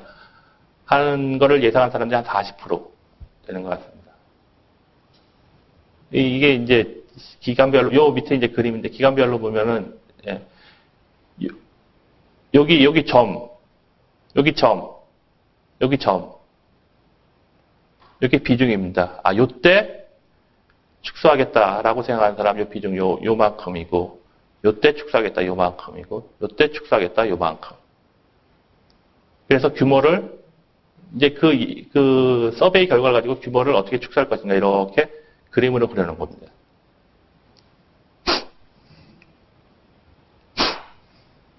이 옆에 그림은 미국 경제지표 가지고 그린 거고요. 그래서 지금 현재로서는 예상이 뭐 당초 예상보다 뭐 빠르게 진행되지 않겠느냐라고 대체로 생각을 한 것 같습니다. 그 다음은 외국인 국내 증권 투자입니다. 외국인 국내 증권 투자는 대표적인 채권과 주식 두 가지 말씀드리겠습니다. 이 두 개 빼면 없죠. 먼저 이제 외국인 채권 투자는 올 상반기 중에 많이 들어왔습니다. 그러다 많이 들어오다가 8월 달부터 빠지기 시작합니다.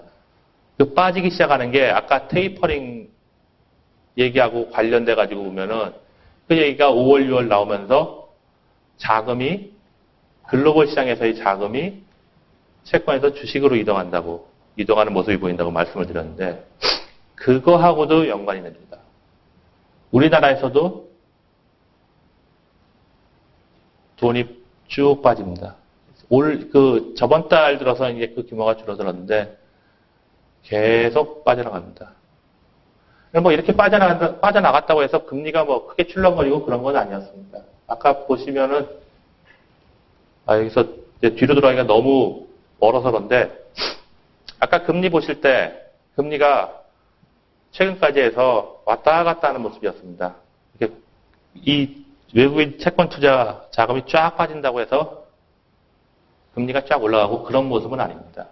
외국인 채권 투자 자금이 국고채나 이런 데서 무시 못하지만은 얘네 빠져나간다고 해서 금리가 올라가고 그런 건 아니고 실제로 금리를 올리는 거는 국채 선물 시장입니다.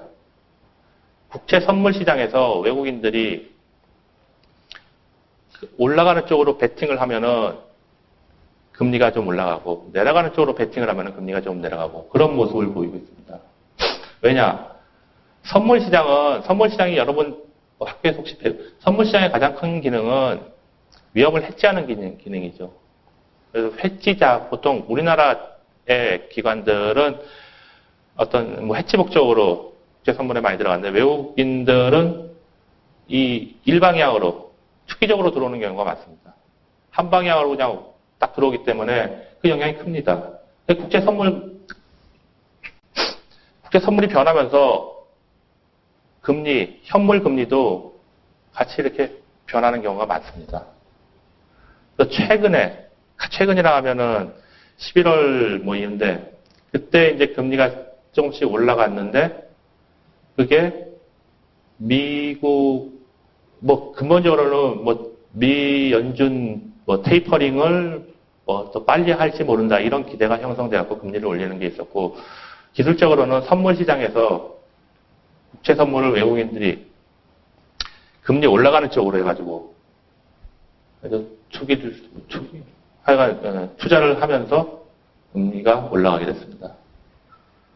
제가 말씀드릴 이유는 우리나라에서 그러니까 외국인들의 채권 투자를 뭐 빼나가도 금리가 그렇게 크게 안 움직이는 지금 현재 우리나라 시장이 그렇다는 걸 말씀드리기 위해서 그 말씀을 드린 겁니다.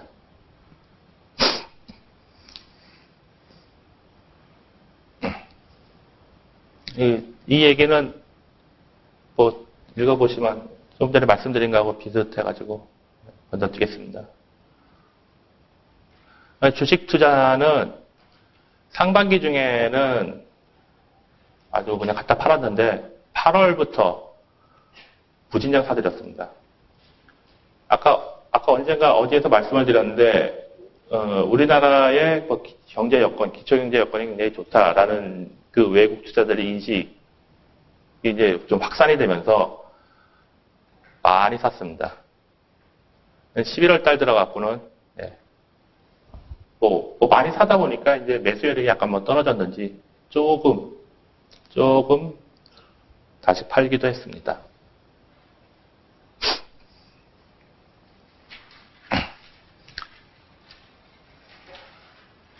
그 요인이 뭐 대외적 요인, 대내적 요인 해가지고 이제 구분을 해놨는데 대외적으로는 아까 글로벌 자금이 채권에서 주식으로 간다라는 거 말씀 한번 드렸죠. 그 다음에 국내 경기에 대한 인식이 좋아졌다라는 거.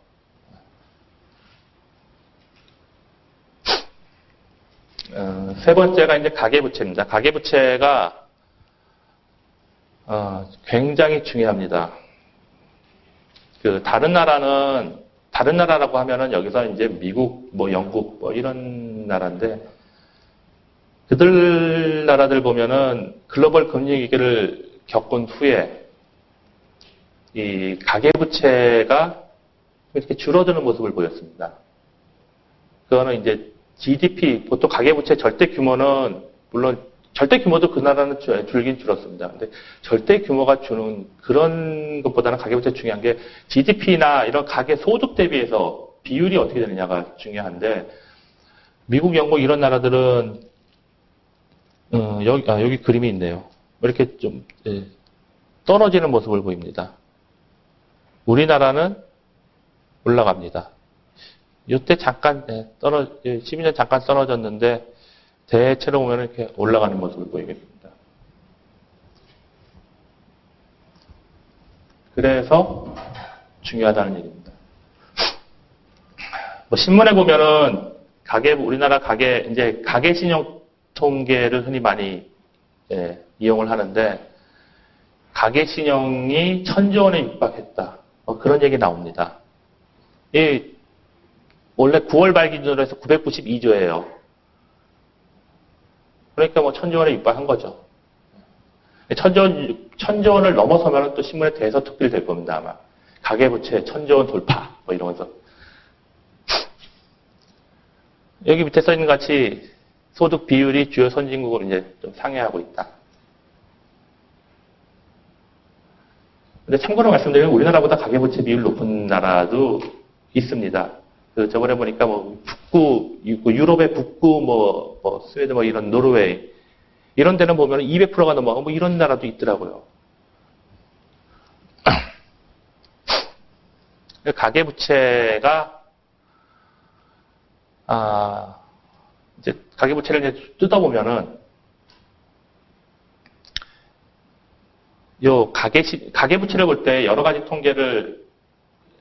여러 가지나 한두 개 통계를 좀 따로따로 쓰는 경우가 있는데, 일반적으로 얘기할 때는 가계신용 기준으로 하고, 국제 비교할 때는 자금순환표상에 개인의 금융부채를 갖고 얘기하고요. 여기 좀 약간 다릅니다.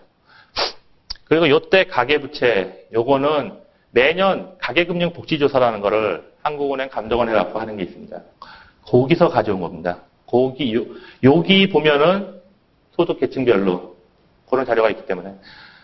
그래서 이제 세부적으로 좀 뜯어보면은 가계부채는 고소득층, 이제 소위 소득 4, 5분위가 한 70%, 저소득층이 한 15% 정도 점유하고 있습니다. 가계부채 대비 가처분 소득 비율. 그러니까 아까 말씀드릴 때 가계부채가 어떤 중요한 의미를 가지는 가처분 소득 대비 어떠냐. 이런 걸 봐야 되는데 이런 거 보면은 저소득층이 고소득층에 비해서 한 15%포인트 높은 상황입니다. 그럼 이제 아까 가계부채 중요하다고 그랬는데 가계부채가 시한폭탄 같은 거냐? 그 정도는 아닌 것 같고 아직까지는 이제 뭐 관리 가능한 게 아니냐 이렇게 보여집니다. 왜냐? 가계부채 아까 제가 고소득층만 얘기했는데 중산층 이상, 소득 3분의 2 이상을 가계부채의 85%를 소득 3분의 2 이상이 다 가지고 있습니다. 그러니까 뭐 중산층 이상이 갖고 있기 때문에 뭐라 그럴까 상환 능력 이런 것들은 어느 정도 있다고 보고 있는 거죠. 그 다음에 은행 가계대출 연체율이 1%가 안 됩니다. 1%까지는 올라갔는데 지금 9월 10월 말 현재는 1%는 안 됩니다. 0.9% 연체율. 그 다음에 주택담보대출 같은 경우에는 LTV 비율이 또 중요한데 LTV 비율이라는 게 이제 집값 대비 대출을 말하는 건데 그게 50% 정도입니다. 평균이 그렇습니다. 물론 높은 것도 있습니다. 그래서 신문에는 LTV 비율이 뭐 70% 넘어가고 이런 것들이 얼마 되고 뭐 이런 이제 약간 자극적인 기사들 위주로 나오는데 평균적으로 보면은 이렇습니다. 그렇다고 완전히 제가 이제 뭐 관리 가능 뭐 이런 얘기를 말씀드렸는데 그렇다고 가계부채가 완전히 그런 건 아니고 일부 뭐 일종의 분포상으로 보면 이제 꼬리 부분 이 사람은 뭐 약간 위험할 수도 있겠죠. 그래서 뭐 하우스포 얘기도 나오고 하는 거겠죠. 보통 이제 뭐 감독 당국이나 뭐 이렇게 해서 유의해서 보는 것들이 이런 겁니다. 가계부채 관련돼 갖고 저소득층 원리금 상환 능력이 어떻게 되느냐, 어느 정도 다중채무자라면 은행에서도 대출받고 저축은행에서 대출받고 뭐 이런 사람을 다중채무자라고 하는데 이런 사람들 이런 취약 요인은 있습니다. 그래서 뭐 이런 것들을 어떻게 관리하느냐? 잘하면은 좋은 거고요. 가계부채 문제는 하나 더 있는데, 이제 아까 은행 가계대출 말씀드릴 때 이제 가계대출이 늘어난다. 가계대출이 늘어난다는 게 부채를 늘리는 얘기가 됩니다. 근데 그 가계대출 늘어나는 게 뭐 소득 늘어나는 것만큼 뭐 늘어나면 별 문제가 안 되는데 소득 늘어나는 것보다 더 늘어난다. 이런 문제가 되겠죠. 지금 가계부채 그래서 이제 정부에서 가계부채 관련돼 갖고 뭐 여러 가지 정책을 내세웠습니다. 가장 대표적인 게 2011년 6월에 나온 건데 가계부채 연착륙 종합대책이라는 게 있습니다. 이게 뭐냐? 크게 두 가지인데 하나는 가계부채 늘어나는 거를 적정 수준에서 관리하겠다. 이 적정 수준이라는 게 조금 전에 말씀드린 대로 소득이 늘어나는 그 정도 범위 안에서 가계부채가 늘어나게끔 관리를 하겠다. 그래서 그거 관련돼 갖고 한 게 은행들 대출할 때 너희들 그 개인 사람들이 오면은 그 사람들의 상환 능력이 되는지 안 되는지를 잘 판단해서 해라. 뭐 이런 거라든가 몇 개 더 있습니다만은 그런 것들을 갖다가 은행들한테 요구를 합니다. 두 번째가 가계대출, 특히 이제 주택담보대출인데 주택담보대출을 너희들이 변동금리 대출로만 하지 말고 고정금리 대출을 좀 많이 해라. 그게 두 가지입니다. 여기 두 번째 말씀드린 요 가계대출, 고정금리 대출을 많이 하라. 요게 이제 흔히 말 가계대출 구조 개선 방안인데 이 얘기는 무슨 얘기냐? 옛날에 우리나라 주택담보대출을 하면은 은행들이 어떻게 했느냐? 변동금리 대출, 그러니까 3개월 단위로 금리를 바꾸고, 그 다음에 보통 장기 모기지론, 외국 장기 모기지론 같은 경우에는 외국에서는 이제 원리금을 한 30년 잡고 분할 상환하게끔 합니다. 근데 우리나라는 그게 아니고 한 5년에서 일시상환 이런 걸 많이 했어요. 이거는 그러니까 5년 동안 만기 5년에 변동금리 대출. 이거는 뭐냐? 5년 후에 갚아야 됩니다. 받는 사람은 어떤 사람들이 주로 받겠습니까? 그 받는 사람은 자기가 집이 필요해가지고 하는 게 아니고 투기 좀 해야겠다. 그러니까 집 사놓고 집 오르면은 팔고 갔다 5년 후에 갚고 거기에 아주 적합한 그런 대출 구조죠. 그래서 거기에 대해서 비판이 굉장히 많았습니다. 그래서 나온 게 이건데 실제로 주택이 필요한 사람들, 그 사람들을 대출하면은 그 사람들은 갚을 생각을 하기 때문에 장기로 받고, 그리고 그 장기 동안 보면은 금리가 오르고 내리겠지만은 금리가 장기 동안 뭐 오르고 내리고 할 텐데 안정적으로 보통 합리적인 사람이라면 안정적으로 금리를 갖고 가면은 훨씬 의사결정, 가계의 개인들은 좋은 게 아니냐. 이렇기 때문에 고정금리 대출, 원리금 상환 대출 이게 맞는 게 아니냐. 그런 사람들한테. 그래서 이런 걸 늘리고자 하는 겁니다. 이제 앞으로 지금 현재 만약에 대출을 받게 된다. 앞으로 금리가 올라갈 것 같아요. 경기가 좋아지면은 당연히 이제 금리도 올라가겠죠.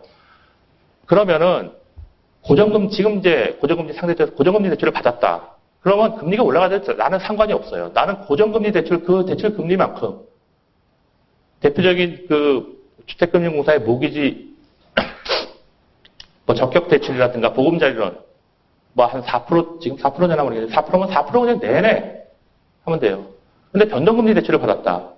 그럼 금리가 올라가면은 그 올라가는 거 맞춰갖고 해야 돼요. 그럼 나중에 그 금융위기 이전에 뭐 5% 6% 될 때까지 올라가면 그거 지금은 비록 싸더라도 그때 가면은 그걸 그 부담을 해야 돼요. 그러니까 금리 변동에 대해서 은행들이 대출을 해주면서 금리가 변동하면 그 위험이 있는데 그 위험을 은행들은 자기들이 안 떠안고 그냥 가게 다 그냥 미룬 거죠, 그전에는. 근데 그거를 은행들에 떠안으라. 이 고정금리 그런 겁니다, 이게.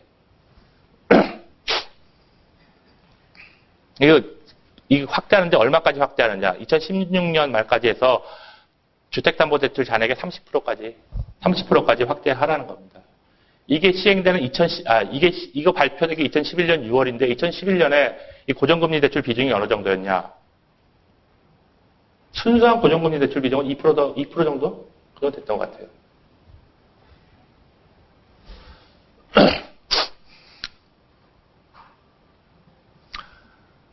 이런 이제 정부 노력을 하고 있고 한편에서는 그런데 정부에서 주택 경기가 워낙 안 좋으니까 주택 경기를 좀 활성화하고자 하는 정책도 많이 내놓습니다. 뭐 최근에 내놓은 것들이 아까 말씀드린 8.18 전월세 시장, 그 4월 1일 날 나온 대책, 그 다음에 취득세 감면 뭐 이런 것들 그런 게 있으면은 주택 거래가 늘면서 가계대출이 주택담보대출이 늘어나 가계대출이 좀 늘어나게 됩니다.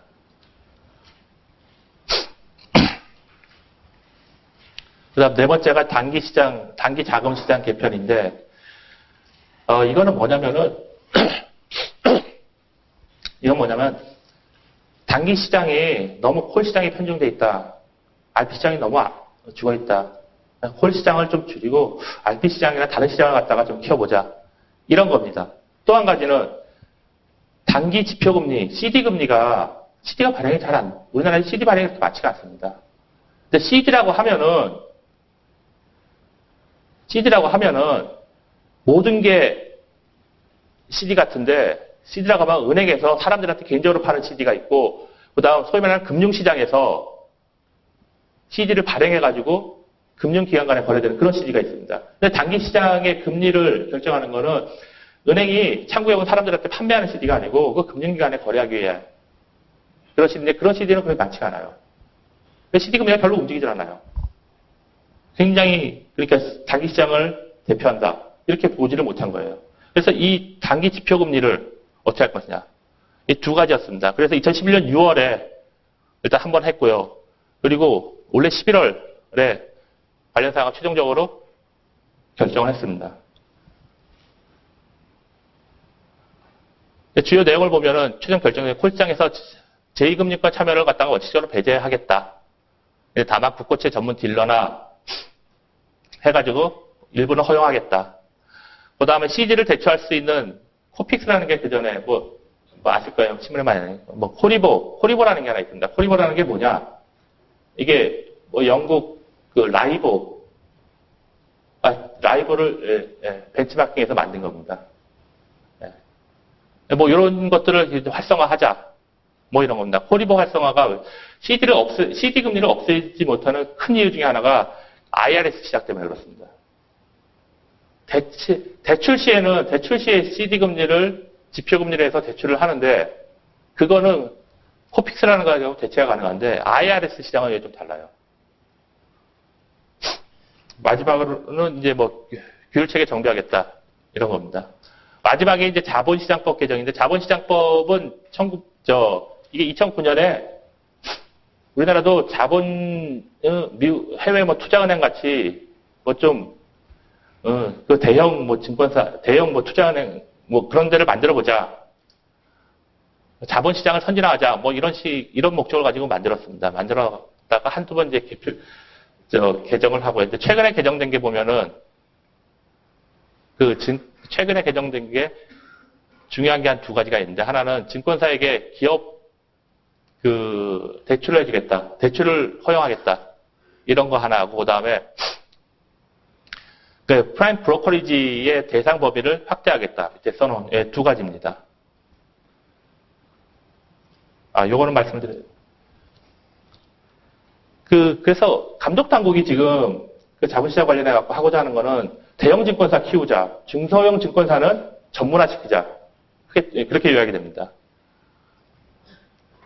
어떤 영향미 평가라고 적어놨는데 어떤 뭐 근거가 마련되어 있다고 볼 수가 있는데 뭐 시장에서는 뭐 좀 시간이 걸릴 거라고 얘기를 많이 하고 있습니다. 이게 이상으로 마치겠습니다. 네, 오늘 강의를 해주신 차장님께 박수 한번 부탁드립니다.